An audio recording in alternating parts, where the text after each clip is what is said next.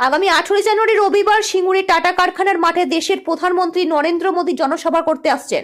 সেই সভা ঘিরে চলছে প্রস্তুতির কাজ, তৈরি হচ্ছে বিশাল মঞ্চ। মজার বিষয় হলো প্রধানমন্ত্রী সভার জন্য তৈরি এই ছাউনির আদল হুবহু সেই পুরানো ন্যানো কারখানার কাঠামোর কথা মনে করিয়ে দিচ্ছে, যা ঘিরে একসময় উত্তাল হয়েছিল রাজ্য রাজনীতি। একই সাথে প্রধানমন্ত্রী সবাই কৃষকদের আমন্ত্রণ জানাতে সিঙ্গুরে এলেন কেন্দ্রীয় প্রতিমন্ত্রী তথা বিজেপির প্রাক্তন রাজ্য সভাপতি সুকান্ত মজুমদার। সিঙ্গুর বিজেপি মণ্ডলের পক্ষ থেকে মন্ত্রীকে সাথে নিয়ে ঢাক বাজিয়ে আমন্ত্রণ পত্র বিলি করতে দেখা যায় সিঙ্গুরের বেশ কিছু এলাকায়। এ বিষয়ে মন্ত্রী সুকান্ত মজুমদার একই সাথে রাজ্যের মন্ত্রী বেচারাম মান্না কি বললেন তা দেখে নেব। হুগলি থেকে সমীর দাসের রিপোর্ট। বলেছিলেন যে আমার মাথায় শুধু বন্দুক ধরা হয়নি, ট্রিগার পর্যন্ত টিপে দেওয়া হয়েছে।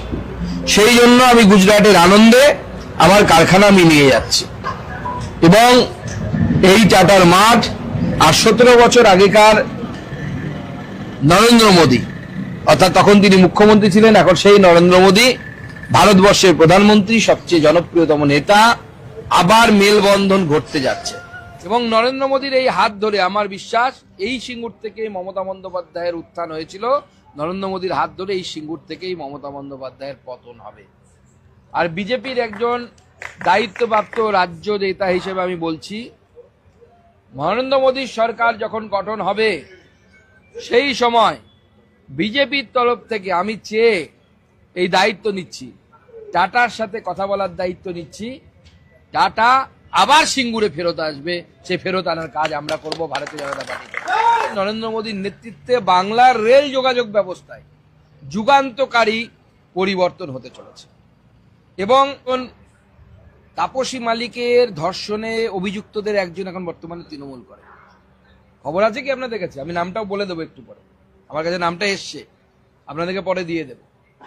আর তাপসী মালিকের ধর্ষণ কাণ্ডে তাপসী মালিকের বাবা পরবর্তী সময় কি বলেছিল সেটা চন্দ্রিমা ম্যাডাম জানেন তো? নাকি চন্দ্রিমা ম্যাডাম তখন কোর্টের ভিতরে ঢুকে উস্কাচ্ছিলেন নিজের উকিলদেরকে? চন্দ্রিমা ম্যাডামের ভাবা উচিত যে ওটা কোর্ট ছিল, ক্লাব না। আর আমি কোথায় ছিলাম? আমি সে সময় পড়াশোনা করছিলাম যাতে আমার সঠিক শিক্ষাটা হয়, কোর্টের ভিতরে ঢুকে যেন আমি গুন্ডামি না করি, সেজন্য তখন আমি এডুকেশন নিচ্ছিলাম। ওনার ওটাও ইনকমপ্লিট থেকে গেছে, ওনাকে আবার ভর্তি হতে হবে স্কুলে। জাতীয় মেলা করতে গেলে তো জাতীয় ব্যাপার দরকার, জাতীয় সরকার দরকার। কোথায়? গোটা জায়গায় অভিষেক বন্দ্যোপাধ্যায় কয়লাচোরের ছবি আর মমতা বন্দ্যোপাধ্যায়ের ছবি, যিনি রিসেন্টলি ফাইল চুরি করে এনেছেন বা ডাকাতি করে এনেছেন। আপনাকে যদি কুম্ভ বানাতে হয় আসুন, আপনাদেরকে আমরা নিয়ে যাব, আপনাদের পর্যটন মন্ত্রীকে পাঠান, সুকান্ত মজুমদার নরেন্দ্র মোদীর কাছে নিয়ে যাবে, দেখি দম আছে কিনা। সেখানে গিয়ে প্রস্তাব দিন কেন্দ্র সরকার এবং রাজ্য সরকার সংযুক্তভাবে গঙ্গাসাগর মেলা করবে, ঠিক যেভাবে কুম্ভ মেলা হয়, যে সরকারই থাকুক। কুম্ভ মেলাতে তো উত্তরপ্রদেশ সরকার এবং কেন্দ্র সরকার একসাথে করে। আমাদের বিজেপি সরকার যদি থাকে কেন্দ্রে, আর ওখানে যদি রাজ্য সরকার থাকে, সেক্ষেত্রেও রাজ্য সরকার এবং কেন্দ্র সরকার একত্রে মেলা করে। জাতীয় মেলা করতে গেলে জাতীয়তাবাদ বোধকে বুঝতে হবে। সাংবাদিকরা গতকালও জিজ্ঞেস করেছিল ক্লিন অ্যান্ড গ্রিন গঙ্গাসাগর কিভাবে হবে। সিম্পল বুদ্ধি, ওই যে বালিগুলো তুলে রাখা আছে, পলিগুলো দেখবেন মেলা শেষের পর 7 দিন পরে যাবেন সব ফাঁকা, অথচ সরকারের পকেটে 1 টাকাও ঢোকেনি। তৃণমূল নেতারা ওগুলোকে ক্লিন করে দেবে, আর ওই টাকা গ্রিন ফাইলে নিয়ে তৃণমূল নেতারা চলে যাবে দিদির কাছে, ক্লিন অ্যান্ড গ্রিন হয়ে গেল। সেই আছেন কল্যাণবাবু, সানের মতো চিৎকার করে উনি নাকি সওয়াল করেন, বিচারকরা নাকি কাঁপে ওনাকে দেখে। সব গল্প শুনি তো আমরা মাঝে মাঝে লোকসভার অলিন্দে। তো তাদেরকে বলুন না কোর্টে গিয়ে যুক্তি, তথ্য এবং প্রমাণ নিয়ে কোর্টের সামনে গিয়ে দাঁড়াতে। যাচ্ছেন না তো ভয়। একবার কপিল সিব্বলকে পাঠিয়েছিল, কপিল সিব্বলকে কান ধরে কোর্ট আবার বাইরে পাঠিয়ে দিয়েছে। এরপরে আরো কি হয় দেখুন। যেভাবে ইডির কাজে বাধা দিয়েছে মুখ্যমন্ত্রী, ডাকাতি করেছে, এরপরে মুখ্যমন্ত্রীর বিরুদ্ধে যদি কোর্ট একটা অ্যাডভার্স রায় দেয়, আমি তো অন্তত পক্ষে অবাক হব না। তোলাবাজি করে শিল্প হয়? এখানে কিছু হলেই তো বেচা চলে আসবে সবার আগে, বেচার জন্য, যে টাকা দিন, তোলা দিন। তৃণমূলের এ থেকে জেড প্রত্যেকটা নেতা তোলাবাজি করে। এখানে আমাদের কাছে খবর আছে, কেউ মাটির টাকা তোলে, কেউ বালির টাকা তোলে। অবশ্য হুগলিতে বালিরটা বেশি, এই মাটিরটা বেশি চলে, বেশি টাকা তোলা হয়। সব তো এই করে বেড়াচ্ছে। এইভাবে শিল্প হয় না।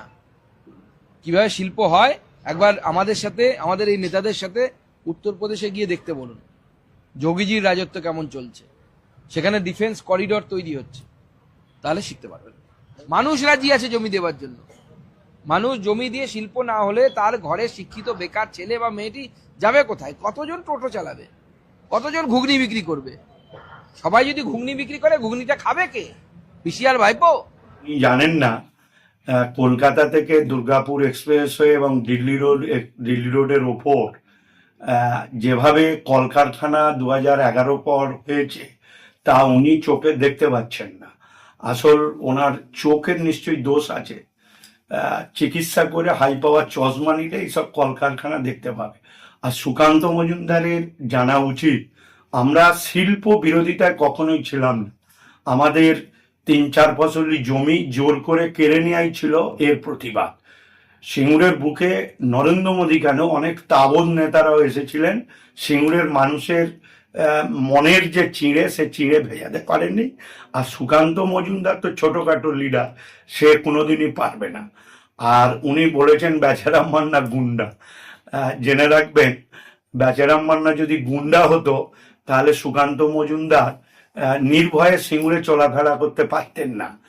আর উনি বলেছেন যে কারখানার মালিকদের সঙ্গে টাকা নেন।